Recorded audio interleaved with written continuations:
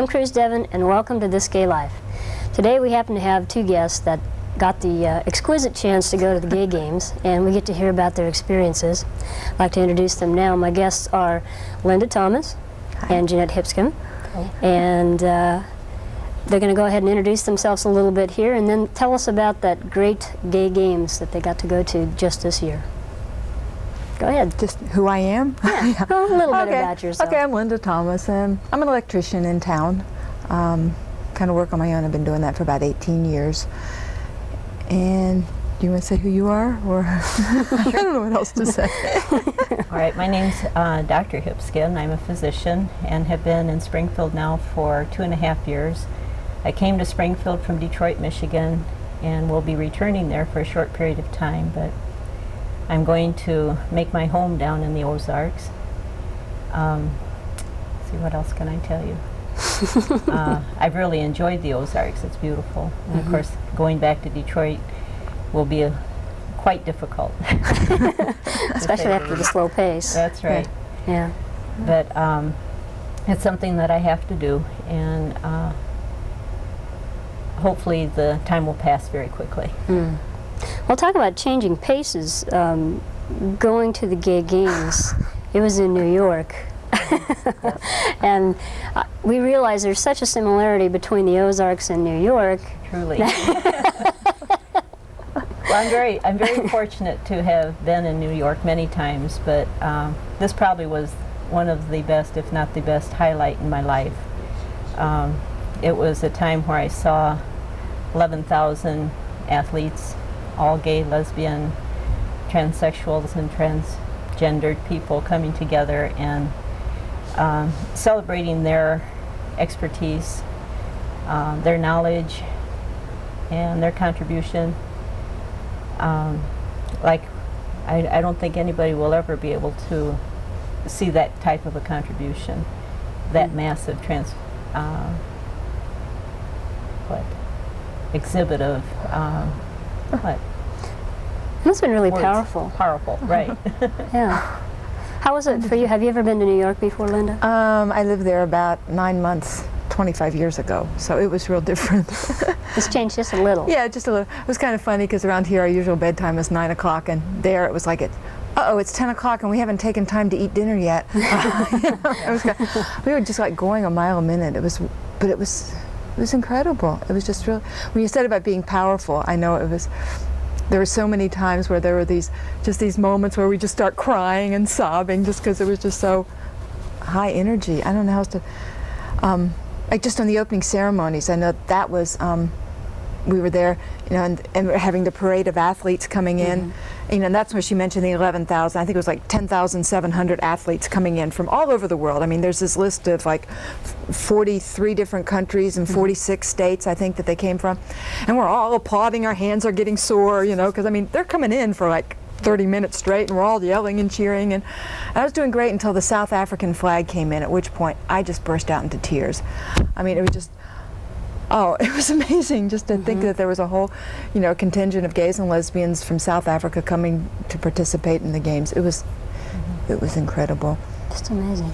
Well, they had a booklet that had information about the start of the gay games. And you want to tell us a little bit about that? Well, one of the stories that I picked up on before coming to your show, and I thought it would be interesting to relate to the community, was about the founder.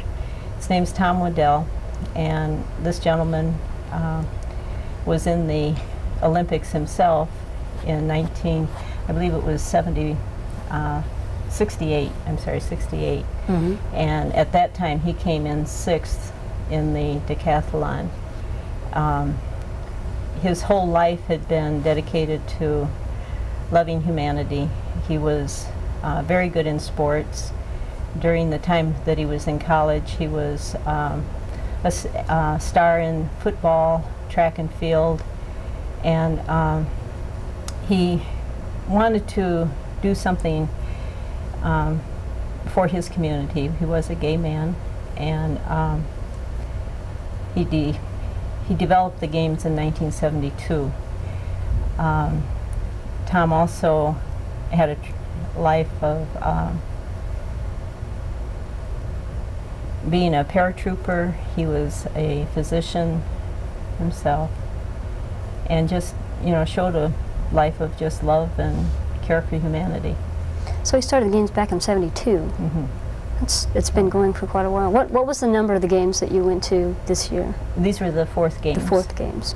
And I'm pretty sure the first games were in San Francisco. I know the second games were in San Francisco, the third games in Vancouver, and then the fourth games in New York City. Mm-hmm. And of course the participants, this was the largest number of participants that had ever taken place in the games. Mm-hmm. It's the largest amateur athletic event anywhere in history. Yeah. I mean, forget just for one of the things that they brought out about his life, he passed away in '86, but he had met a woman during the first gay games, and the two of them fell in love. That both of them wanted to have children, and they were married and had a daughter. He passed away in '86, and it was very touching at the Gay Games 4 because the daughter Jessica got up, and at the opening ceremony she read a poem that she had created for him. And of course it was very touching, and probably one of the highlights for myself. And I think the whole games kind of showed his life and what breaking stereotypes between gays and sports people, and seeing a whole community, probably the largest metropolitan community in our country, accepting these people and allowing them in their city, showing them that it's okay to be here. And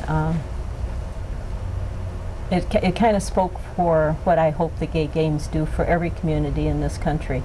Mm-hmm. Springfield, well, it's in the Midwest, and a lot of people I know are afraid to accept the lifestyle. But I think that loving human beings everywhere is very important. Mm-hmm. And Tom's life definitely was a picture of this. The games were kind of based on, which is kind of different than the regular Olympics. Mm-hmm. The regular Olympics are based on competition, and whereas the Gay Games are kind of based on personal best. Right. How did that affect the outcome? I mean, you said when everybody was coming out and at the very first, and everybody was clapping, and it took a half an hour and stuff.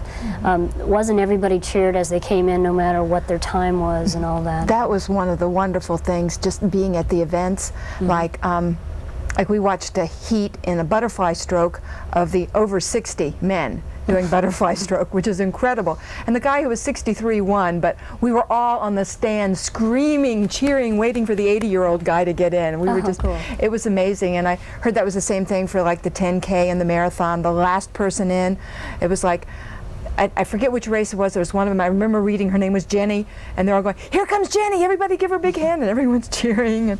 And the track and field officials, these were sanctioned meets. I mean, they were sanctioned by all the respective, whatever groups they are. Organizations that do that. Yeah, right. And the people who are running the track and field meet run track and field meets in New York City area regularly. And they said this was the most enthusiastic group they've ever had. They've never seen that kind of support for all athletes at all levels of ability. And the figure skating, we went to the we had tickets to the Exhibit of Champions, which was after all the medals were awarded. It was kind of like everybody came out to do their special show. And they had the woman figure skating from level 1, which meant you basically had to be able to stand up and get across the floor. And I think you might have to be able to do a figure 3 or maybe a figure 8 on 2 skates. But everybody cheered her every bit as much as the Olympic, really mainstream Olympic level competitors. Everyone was just as supportive of her as anything. It was to do your personal best.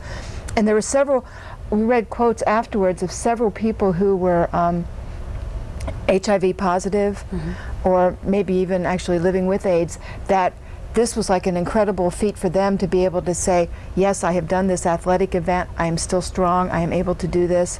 We saw a picture of a guy who had very definitely muscular building, and he had on his T-shirt 5 T cells, and and that was definitely, there was something that they were proclaiming to themselves, that they could do this, and we all could see that, and we were all happy for everybody. I think that's an important thing too, that the United States lift the ban on the HIV people coming into the country for the games, and that was another first. Well, we've got some pictures here, and speaking of skating, let's see. I don't know which camera's going to get it. Are you going to get this one? Or are you going to get this one? We don't know. Okay, anyway, here's some pictures of the of some of the skaters, and right up here we have 2 of the female skaters. I don't know which ones they are, or how they're identified. We just kind of have scattered pictures that we kind of took. And I can tell you they were skating to Once I Had a Secret Love, and so that was one of the things about the skating. It's like even the music was significant. I mean, it was this is the first time in any kind of event where there actually have been same-sex partners skating, and just seeing those 2 women out there skating to Once I Had a Secret Love, and Now I Shout It from the Highest Hills, and we were all crying and clapping and cheering then, you know. And here's a picture of this one's been. The picture of the 2 men in the tights was kind of broadcast all over most of the news magazines, and kind of used as a, I don't know, a symbol of the games. They were the gold skaters. medalist in the Level top 5. top category of skating, so they were very definitely Olympic skaters. They're absolutely beautiful together. And also over here we have we're going to talk a little bit about this. At the library, at the same time as the Olympics, there was also, what would you call it? Was it an exhibition called Becoming Visible? And we're going to talk a little bit about that. This is kind of a blow-up of the Gay Games program right here, the program of events, which used the rainbow color.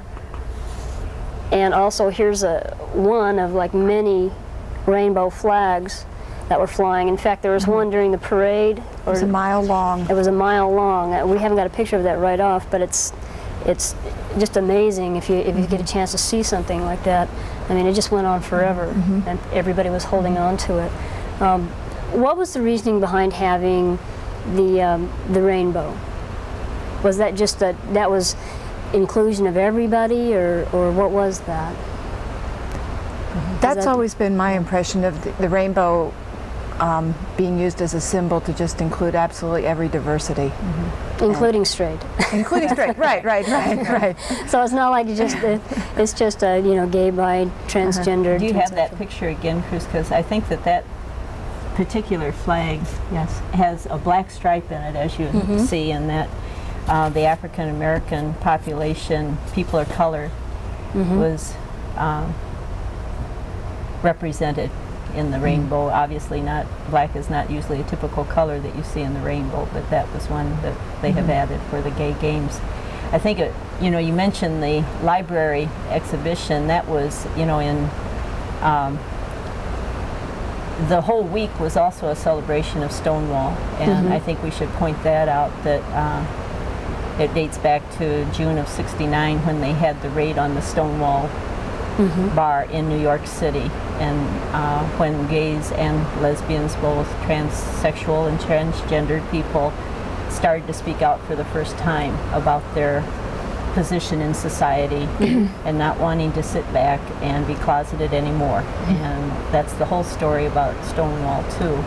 And this was the anniversary, and we were there to celebrate Stonewall.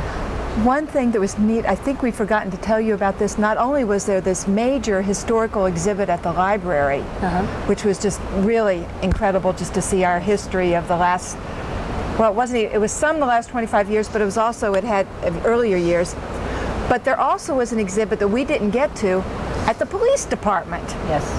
That was at the Yes. police department, right? It was gay and lesbians on the police force, and they had gay and lesbians there as police officers explaining their position in the New York Police Department.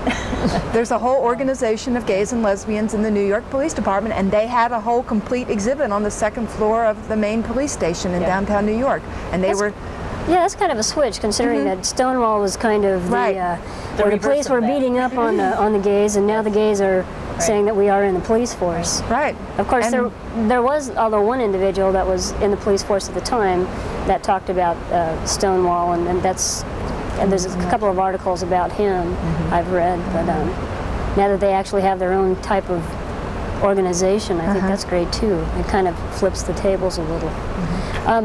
As far as the exhibition, what all was in that? Was that, I mean, there's a lot of historical photos, and that was one of the photos that was on this one. This one of the far four left women. there. Yeah, the far left is Alice Austin and her friends. Far left. Okay. Okay. And that's a pretty famous photo. I've seen it in several books.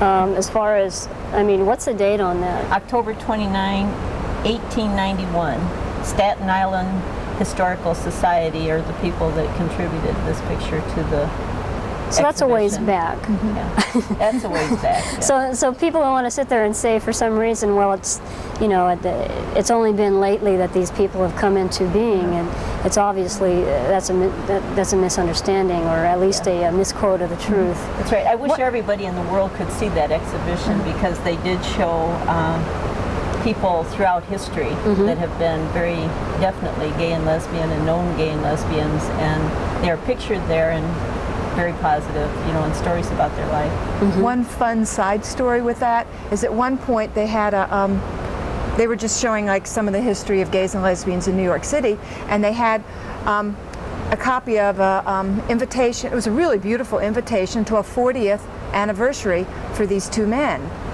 and it was just really neat. I think it had probably happened like about 10 years ago or something like that. And it was just, and they had pictures of everyone at the anniversary party for the 40th anniversary. Well, the fun thing about that is when we were riding the subway down to the exhibition skate, you know, we'd always see people in the subway, and we'd been standing up, and because it'd been a long ride, and at one point some people left, and this guy said, "Better sit down, you got a much longer ride to go," and it's his way of acknowledging that he knew where we were going, because we were going to the end of the line. And we sat down and talked to him, and he had recognized us, I think, on another subway ride. It turns out he was one of the guys in the 40th wedding anniversary picture. It was him and his partner, and it was just wonderful. We ended up, he said they had 3 more years after that before his partner passed on. And this was a gentleman that was, he was having to give him, I mean, he was an elderly guy, and he was giving himself injections for something like 4 times a day, but he was still coming to all these events. He was on dialysis. He was on, that's right. Yeah. Oh, goodness. So he'd race home to do his dialysis, and then he'd come race back to these and- events. So we That's got quite off. an effort. Yeah, really. But, I mean, plus the people just riding the subway, that's an effort, you know. right. He was incredible. He was really neat. When we got off the subway, we raced on to the arena to save him a seat, and then he kind of walked. You told me earlier that you know, just riding the subway was quite interesting in itself. I mean, because there was so many gay and lesbian people on the subways, and it's just like you just kind of acknowledge each other and say, Right. Oh, you know, it was and- packed. I mean, standing room only. Yes. Well, not all events were standing room That's pretty only. close. Every one that But- we went to was Yeah. well represented. How did that feel? I mean, that's kind of like being in a gay city. Yes. The part that hit me the most was I wish all the native New Yorkers could have been having as much fun as we were, because you could kind of tell on the subway the people who were just kind of there, and they were all straight faced and weren't talking to anybody and all that, and we'd be in there and we'd go, "Oh, hi, you know, where are you from? What are you up to?" And it was wonderful in that sense to be able to have that comfort. And yes, it was wonderful to be able to be. Another part of that Total. too is what you're sitting right next maybe to somebody from Australia or somebody from Guam or from Or both. Zimbabwe. I mean, it was absolutely wonderful. You know, the international part of it was exciting. And to have all those different cultures Yes. at the same time. To know it was worldwide. What different type? Okay, you went to a lot of events. What were the events that you went to? I know you went to one that was like 2 hours out of the city. Okay, that was the sport climbing event. We went to that one. We went to swimming. We saw a little bit of the diving. We didn't get to. We missed seeing Greg Louganis do his demonstration dives because we had to leave to go, because we were doing theater also, and we were doing cultural events also. I mean, there was a whole cultural festival going on then too. So we did we did volleyball, We did track and field. We did the ice skating, the sport climbing. Tried to see softball, but they had finished their last game. Ooh. That they were just finished the round robin and we're going to go regroup, so we missed the softball. But we got to ride back on the bus with softball players, so we've kind Oh, of that's felt like we neat, made yeah. That's neat. connections Well, with the softball teams. Volleyball. By the way, St. Louis women's won the gold. We Congratulations, St. Louis. have to get there. A Missouri team made the big time. Yes, they did. Which I must say, I think Springfield needs to do it in Amsterdam because, I mean, I think Springfield's even more a softball city than St. Louis. But were there any other events we made it to? Volleyball. I said we volleyball. did that. Okay. Well, there were so many different events. There I were mean, 28 different events, and it was humanly impossible to do everything. You had to. and to see the festival, because there was a Oh, film yes. festival too. There was a film festival. Yeah. We went to a dance performance that was incredible. The other competition that wasn't part of the games but was part of the cultural thing that we went to was the country western dance competition. Which I have to throw that in for spring. Oh, it was really fun. And Team Australia. Yeah, they came did. out They had a and- line dance team, Yes, and So it's not just a United States thing then. no, it's that's not. correct.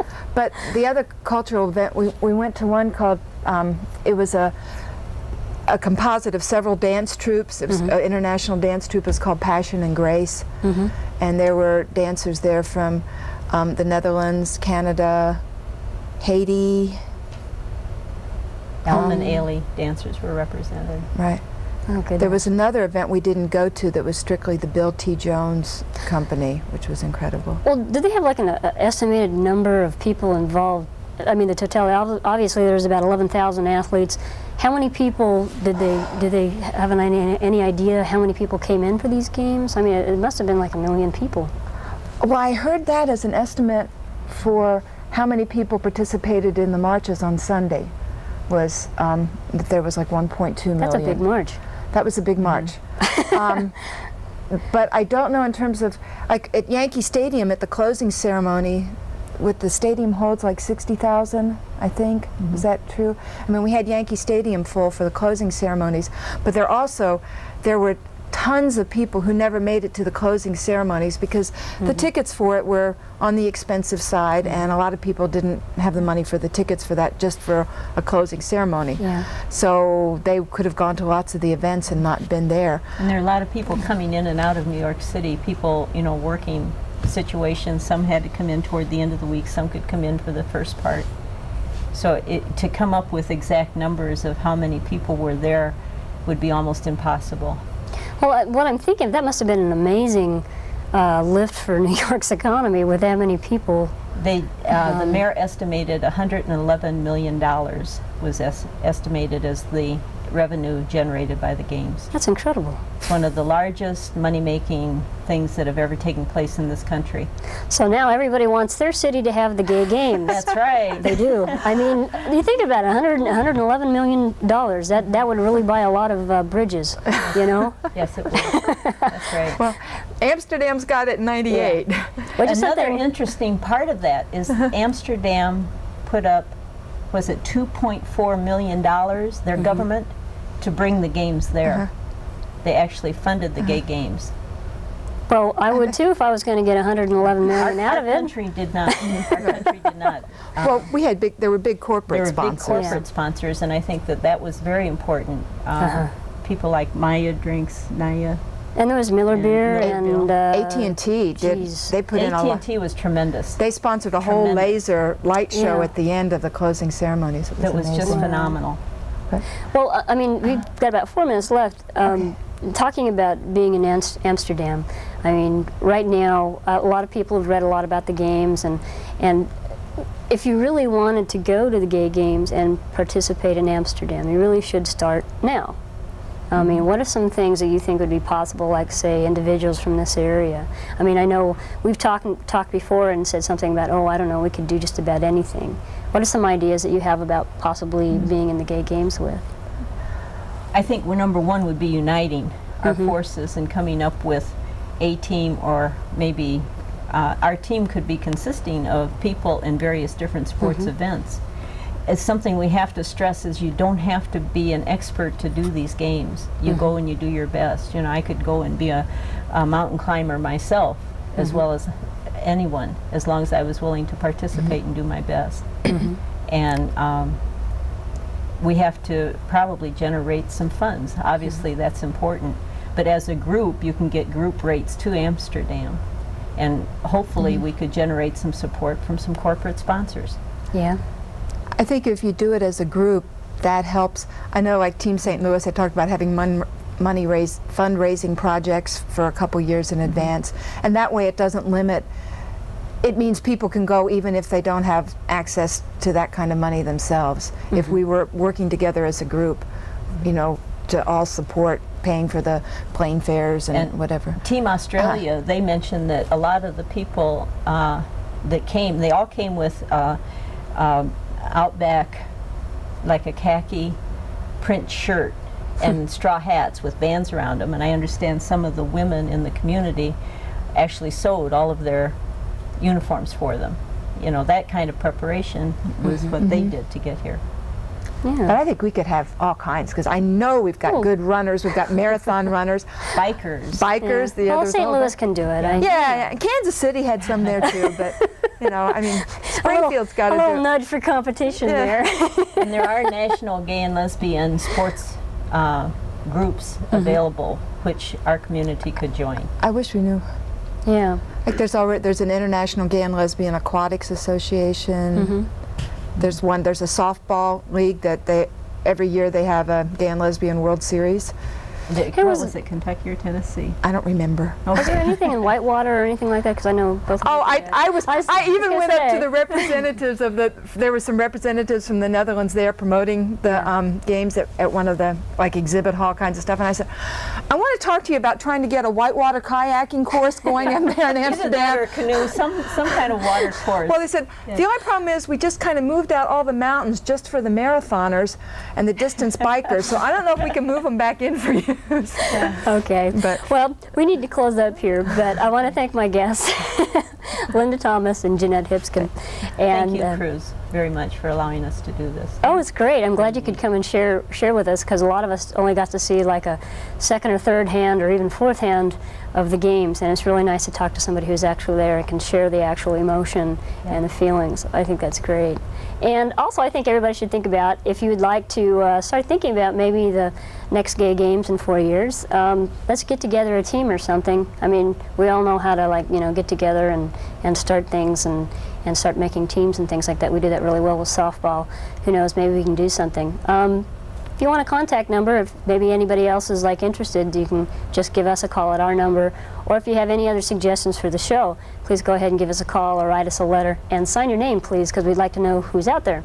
And that's about it for today. Again, I'd like to thank my guests and thank you for joining us here on This Gay Life. I'm Cruz Devon.